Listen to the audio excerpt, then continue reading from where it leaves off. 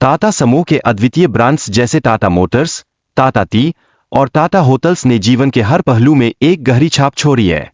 उनका प्रभाव भारतीय समाज में हर कोने में अनुभव किया जा सकता है।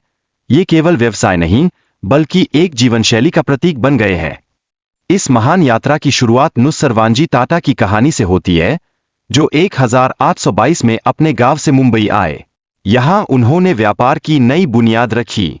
उनके बेटे जमशेदजी ने इस विरासत को आगे बढ़ाया और व्यापार को नई ऊंचाइयों तक पहुंचाया। जमशेदजी टाटा ने भारत में पहली स्टील फैक्ट्री की स्थापना की और देश का पहला 5 सितारा होटल बनाया। यह होटल अपने आप में अनूठा था, क्योंकि यह भारत का पहला होटल था जहां बिजली की सुविधा थी। यह उनकी दूरदर्शिता और नवाचार का प्रतीक था। लेकिन उनकी कड़ी मेहनत यहीं नहीं रुकी।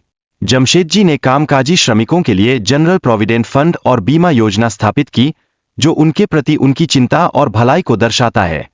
यह उनके नेतृत्व का एक अद्भुत उदाहरण था, जो हर किसी के लिए प्रेरणा बन गया।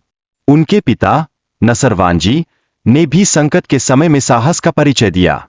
उन्होंने अपने घर को बेचकर निवेशकों की धनराशि लौटाई, जो इस परिवार में समर्पण और निष्ठा की परंपरा को दर्शाता है।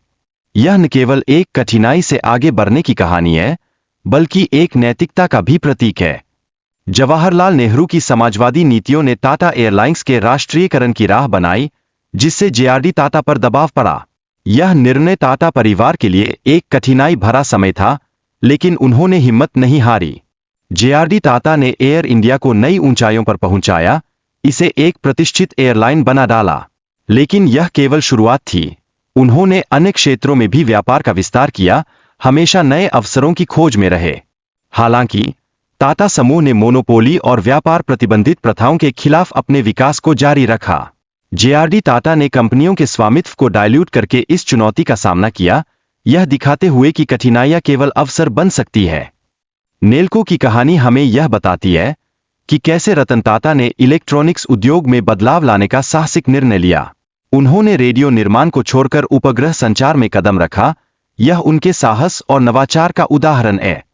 1991 में रतन टाटा को जेआरडी टाटा का उत्तराधिकारी नियुक्त किया गया, जब भारत में उदारीकरण की प्रक्रिया ने गति पकड़ी।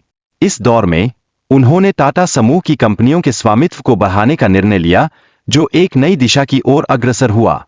रतन टाटा ने टाटा समूह के माध्यम से कई विदेशी कंपनियों का अधिग्रहण किया, जिसमें टेटली चाय और जगुआर लैंड रोवर शामिल है।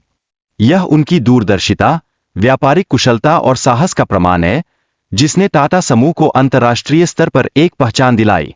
यह कहानी केवल व्यापार की नहीं, बल्कि एक परिवार की है, जो अपने मूल्यों के प्रति समर्पित है। टाटा समूह ने समय समय पर उत्कृष्टता और नवाचार को सहेजा है, और यह उनकी यात्रा हमें प्रेरित करती है कि हम भी अपने कार्यों में उसी समर्पण और निष्ठा के साथ आगे बढ़ें।